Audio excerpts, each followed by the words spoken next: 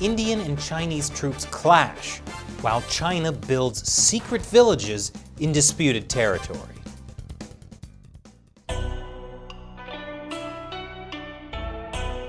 Welcome to China Uncensored. I'm Chris Chappell. Remember to like this episode to support the show. It really helps us with YouTube's algorithm. So, last week, there was another border clash between Indian and Chinese troops, which is surprising. Not because of the clash, but because of the weather. You may remember that last summer there were several big clashes between Indian and Chinese troops at the disputed border between the two countries, known as the Line of Actual Control.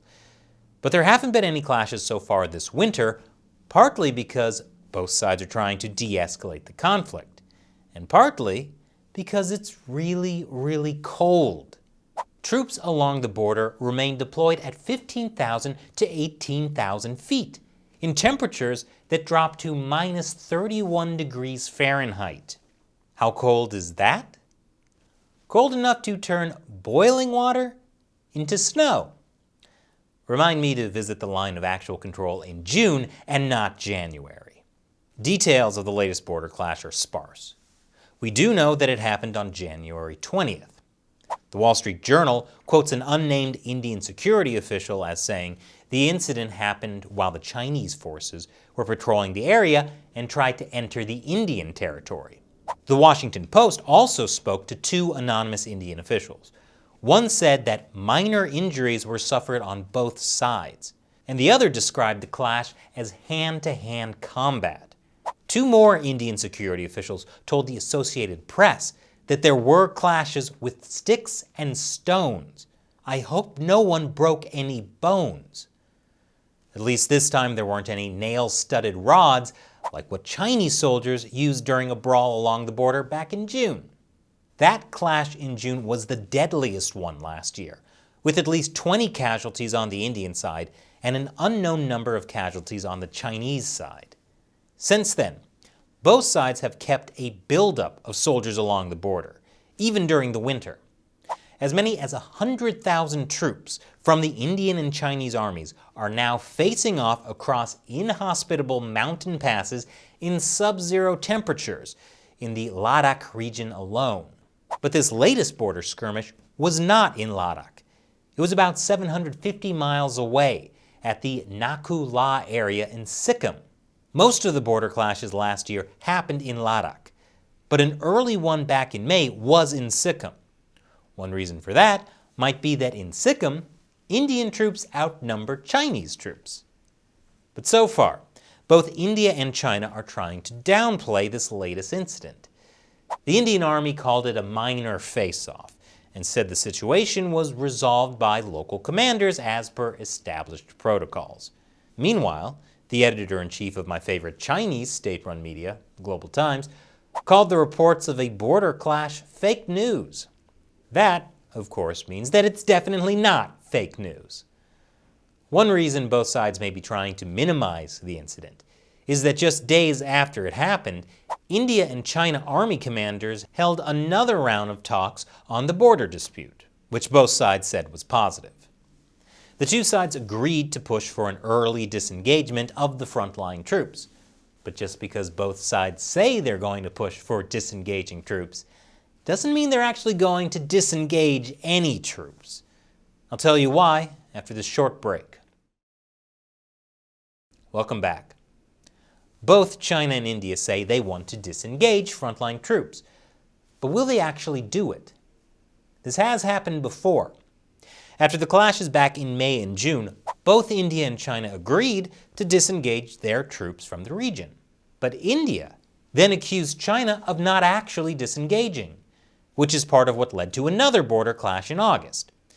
And the Chinese Communist Party has promised to disengage from disputed territory before, and then just ignored that promise. It happened back in 2012, when the Philippines and China had a standoff over the Scarborough Shoal in the South China Sea. The Philippine forces left as part of an American-mediated deal in which both sides were to pull back while the dispute was negotiated. Chinese forces remained, however, and gained control. Yet another reminder that you can't trust the Chinese Communist Party. But somehow people keep forgetting. Do I need to put it on a t-shirt or something? Anyway, the Scarborough Shoal situation is not the only way in which the China-India border dispute is similar to China's slow takeover of the South China Sea. We've talked before about the Chinese regime's salami slicing strategy, where they take over a little bit of territory at a time until they control the whole area. That's something they've used in the South China Sea and on the Indian border. And salami slicing works. China may now control as much as 400 square miles of territory that India considers its own. But once you're done slicing the salami, you've got to occupy the salami. Which is why the Chinese Communist Party is now building secret villages in the disputed territory of Arunachal Pradesh. 2 Indian government officials in Arunachal said the Chinese regime had recently built villages in disputed areas along the border, in places that used to have just a few remote military posts.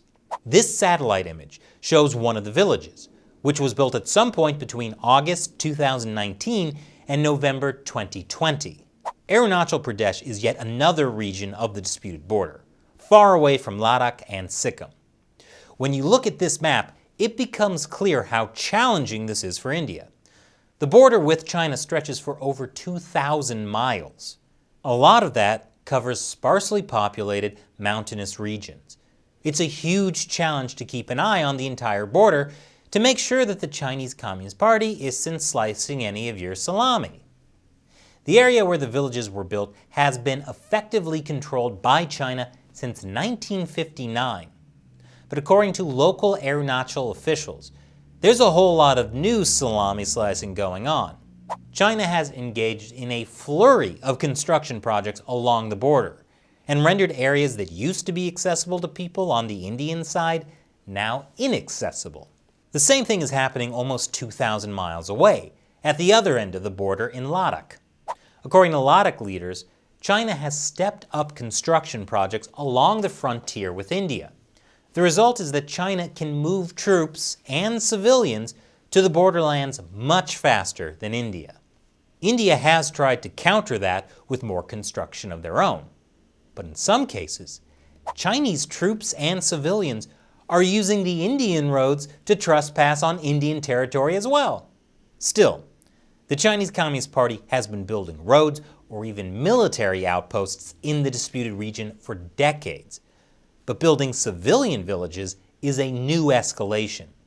And it's similar to what the party did in the South China Sea, where they built artificial islands as military bases, but also established a civilian presence on the islands. A prime example of this is Sansha City, which was established back in 2012 on the Paracel Islands, and now has a population of almost 2,000 people. Having a large civilian population on that island means there's almost no way for any other country that also claims the Paracel Islands to take them back. China has occupied the salami, and it looks like they're trying the same tactic on the Indian border. The villages that we know about so far are being built in areas that the Chinese Communist Party has controlled for decades. But it wouldn't be surprising if the party started doing the same thing in more recently taken territory. That way, it becomes harder for India to push back.